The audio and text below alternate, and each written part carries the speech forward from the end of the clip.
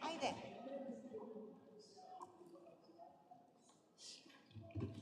Okay. Can I have all council members to their seats, please? The time is now 6:33, and we're going to begin public speaking. Richard, thank you. Hola, how are you? Todo está muy bien, gracias. Oh, I like that green. You and I are matching today. Oh, that's right. Yes. Thank you very much.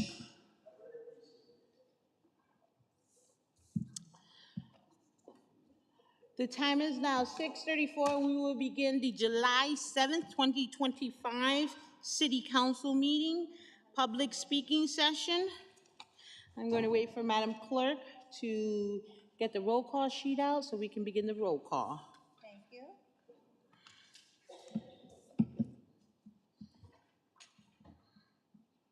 Scott Burns. Matthew McCarthy.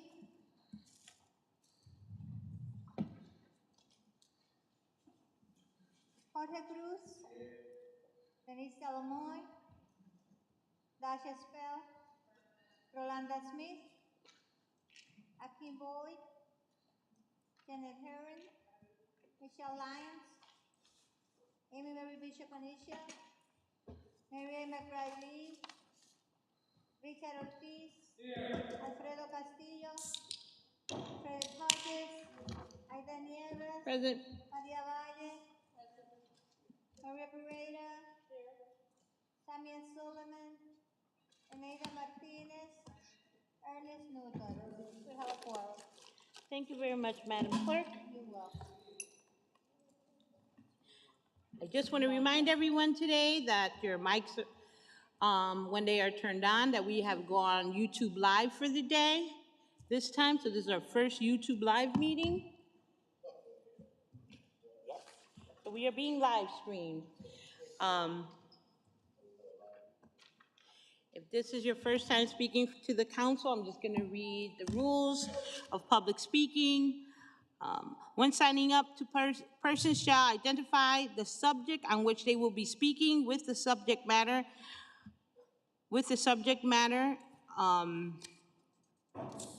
and your request shall be honored on a first come basis. Excuse me. In addressing the city council, speakers shall confine their address to their listed topic or subject matter. Refrain from personal character or political attacks on council persons or other persons. Be courteous and not use unbecoming, abusive, inflammatory, defamatory, or unparliamentary language, and shall avoid personalities. Any speaker who violates these rules of decorum may have his, her, or their opportunity to address the city council at this and future meetings suspended or revoked by the city council president. If you are suspended or revoked under this rule, do not sign on the sign-in sheet, as you will not be called upon. We have 3 speakers who have already signed up online, and then we have 2 speakers off the floor, so we will have a total of 5 speakers for this evening. The first speaker for the evening will be Ms. Maria Pereira. You have 3 minutes.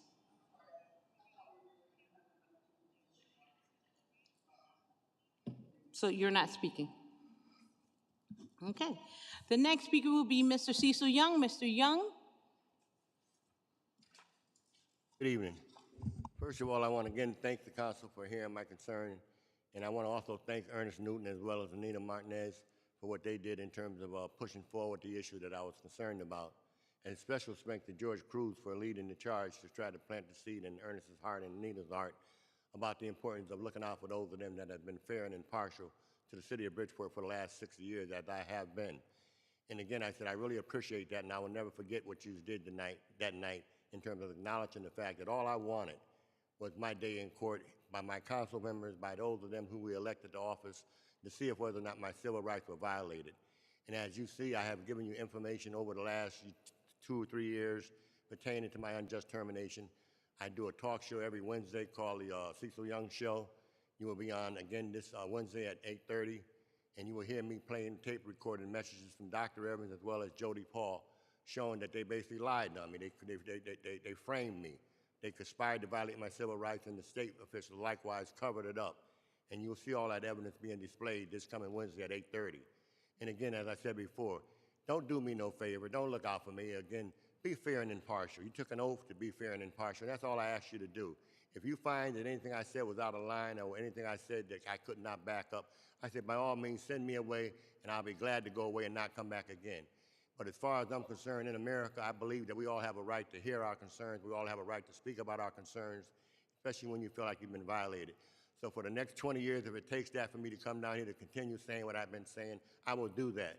And I will not disrespect this council in the same breath in terms of not getting out of line, saying something that might offend you, because that's not what it's all about. It's about me trying to make a point. And sometimes I get dramatic because I'm trying to raise the issue about the importance of what I'm trying to bring out because of how it affected me. But again, I say thank you, Ernest Newton. Thank you, Anita. Thank you, Councilman George Cruz, and as well as the other council lady here, as well as the rest of the council. Again, I say you all took an oath to be fair and impartial. If you find any one thing that I said that I cannot back up, by all means, cancel me out and send me away with my tail strapped between my legs, and I will never return again. But until such time I find out that that's not the case, I will continue to go forward. And however, I want to thank Newton and them for setting up the meeting with the chief of staff. However, his concern was, what do you want? I said, I wanted my job back, and I also wanted my name cleared. He said, well, I can't give you a job back because the building is no longer open. And I said, I understand that it was a contaminated building, which I complained about back then. But I also said as well, okay, I just wanted someone to hear my cry, and I hope to God that you heard it and that you will respond to this show this coming Wednesday. And again, thank you very much, very, very, very much. God bless you. Thank you very much, Mr. Young, for your comments. The next speaker would be Adriana Aristi. Is she with us? Adriana Aristi? So she's not speaking either. Okay. The next speaker will be Catherine Ortiz.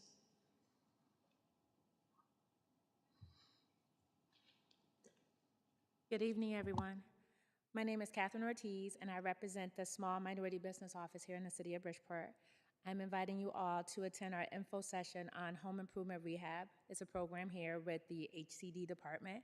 It's for small and minority contractors on Thursday, July 31st. It's going to be at 999 Broad Street from 6 p.m. to 8 p.m.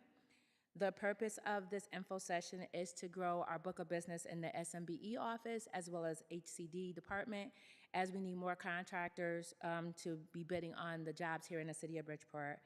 Also, for all of our elected officials to get a chance to network and meet some of our constituents that are in the trades.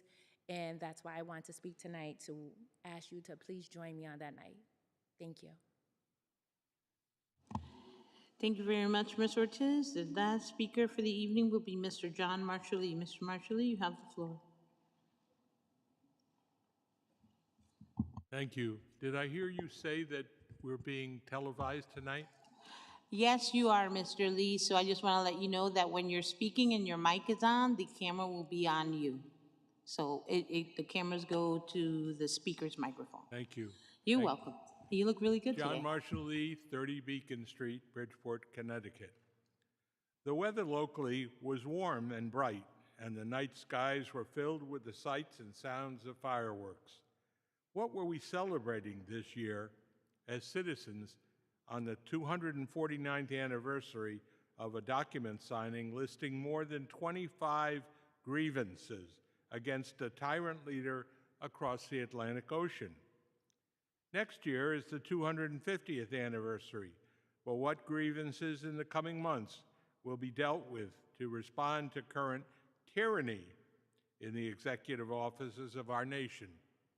What will assuage the anxiety of thousands of local residents in HUD-supported apartments, raising questions about Medicaid, Social Security, and HUD funding? They are asking.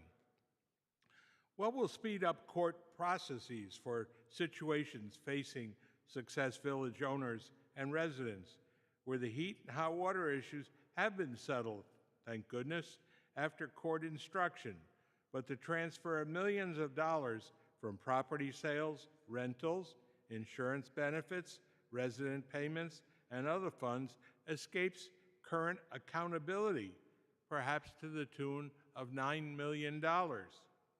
Where is the action of a city fair housing commission, which you put in ordinance form 2 years ago, but with no appointed members to field questions and help move the city forward in studying housing issues today? What happened to the agreement in January 2024 by Council President Nieves and Mayor Ganem to appoint a charter review commission, but wait nearly 14 months of potential review time and provide only 3 months for bipartisan citizen study? Even setting a city council public hearing for review of ethics and civil service areas, among others, on July 22nd, takes time away from getting any agreed upon charter revisions onto the 2025 ballot in November. Pursuit of a status quo as a strategy only needs deferral and delay as tools to be successful. Civics, the study of citizen rights and obligations, falters in Bridgeport when fewer than 10% of active registered voters actually cast a ballot. Isn't that the history of 2021?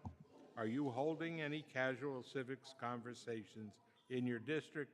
Many are not. Why not? What about civics is dangerous? Time will tell. Thank you very much, Mr. Lee. That ends public speaking.